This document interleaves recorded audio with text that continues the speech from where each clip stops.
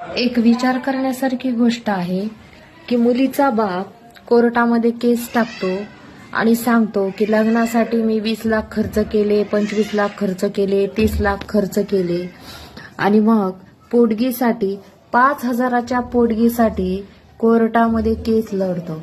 विचार करायची गोष्ट आहे आणि कोर्टाने सुद्धा या गोष्टीकडे लक्ष देण्याची गरज आहे की जो माणूस 50 लाख रुपये 20 लाख रुपये खर्च करतो मग 5,000 रुपयाच्या महिन्यासाठी एवढं कोर्ट कचेरी का लढतो, हो की नाही?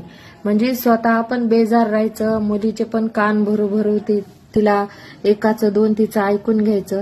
सगळ्याच बाजू मुलाकडच्या खोट्या असतात किंवा त्यांनी अपराध केलेला असतो असं काहीच नसतं.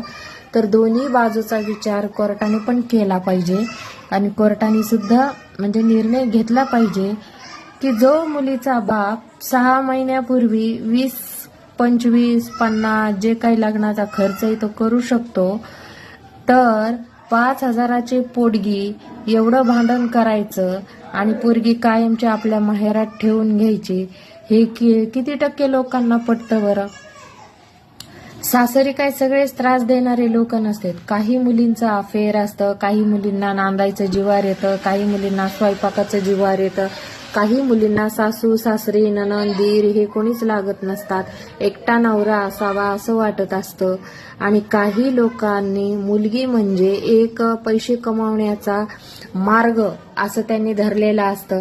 4 महिने ठेवायची, 6 महिने ठेवायची, 2 वर्ष ठेवायची सासरी, मग फारकत घेऊ, एवढी रक्कम घेऊ, परत त्या रकमेत दुसरं काही करायचं, मग दुसरं लग्न करून द्यायचं, तिकडून तसंच हडपायचं.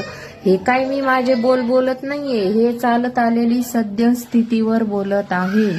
मग जर तुमची अवकात आहे 50 लाख खर्च करून लग्न करून द्यायचे, तर 5,000साठी मुलाच्या अख्ख्या परिवाराला जेलमध्ये खोट्या नाट्या केसेस करून नेऊन बसवतात. हे कितपत खरे? आणि या माझ्या विचाराशी कोणाचं म्हणजे कोणाला वाटतं बाबा की मी खरं बोलते? खरं बोलणारे लोक आजकाल जगामध्ये चालत नाही. खोटं बोलणारे लोक, रेटून नेणारे लोक यांचं जग आहे आणि खोट्यावरच चालत आलंय आतापर्यंत तरी सगळं. तर माझं म्हणणं किती जणाला पटलं हे मला कमेंट करून सांगा. व्हिडिओला लाईक आणि शेअर पण करा.